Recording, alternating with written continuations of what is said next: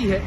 इसका जो main corridor है, जैसे स्ट्रिप कहते हैं, एक पट्टी है, जैसे लाहौर में शादरा से गज्जूमते तक है, जो मेन पट्टी है वो 27 किलोमीटर की है।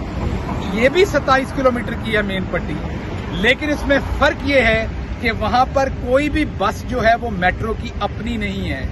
यहाँ पर 220 बसें जो है तकरीबन 9 अरब की, जो कि केपीके की गवर्नमेंट ने सस्ते दामों खरीदी 6.5 अरब की, वो तकरीबन 220 बसें इनकी अपनी है। वहां पर वो बसें किराए की हैं। फिर दूसरी बात आपको ये समझ आनी है कि लाहौर में आप शादरा से गज्जूमता तो मोटरवे पे जा सकते हैं, लेकिन अगर किसी ने ठोकर से जाना है कहीं पर, अगर किसी ने जल्लो पार्क से जाना है, अगर किसी ने नहर पे जाना है, बरकी रोड से जाना है, एयरपोर्ट से जाना है, डिफेंस से जाना है, गुलबर्ग से जाना है, main boulevard, liberty, jail road, mall road, तो उन जगहों पे जो आपकी मेट्रो है वो नहीं है।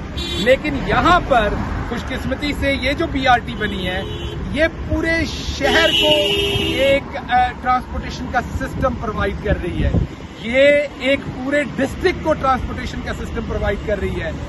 इसकी जो मेन पट्टी है, जैसे मैंने आपको बताया, 27 किलोमीटर है, लेकिन उसके साथ साथ 60 किलोमीटर की दूसरे राउट हैं। जैसे अगर आप फैसलाबाद करें तो मेन पट्टी अगर आपने एयरपोर्ट से घंटाघर तक बना दी तो समुंदरी road, Jaranwala road, Sargodha road, दूसरे तमाम जितने भी इलाके हैं, गुलाम अहमदाबाद, मिल्लत कॉलोनी, उन तमाम इलाकों से भी मेट्रो या बीआरटी बनी हुई है। वहां से भी बसें मुसाफिरों को लाएंगी और इसी बीआरटी के अंदर शामिल हो जाएंगी। इसीलिए इसको जंगला नहीं कहते कि ये एक जंगले में, एक स्ट्रिप में बस नहीं भाग रही, बल्कि ये तमाम डिफरेंट जो राउट्स है पूरे पेशावर सिटी के, उसमें ये एक ट्रांसपोर्टेशन का सिस्टम है और वहां से बसेज अपने अपने राउट से आती हैं और इस मेन कॉरिडोर में शामिल हो जाती हैं। इस मेन कॉरिडोर की कुछ और चीजें भी डिफरेंट है। लाहौर का जो कॉरिडोर है वह 27 किलोमीटर लंबा है, लेकिन उसमें एलिवेटेड जो ब्रिज बना हुआ है जिसमें कीमत ज्यादा आती है, वो सिर्फ 9 किलोमीटर है।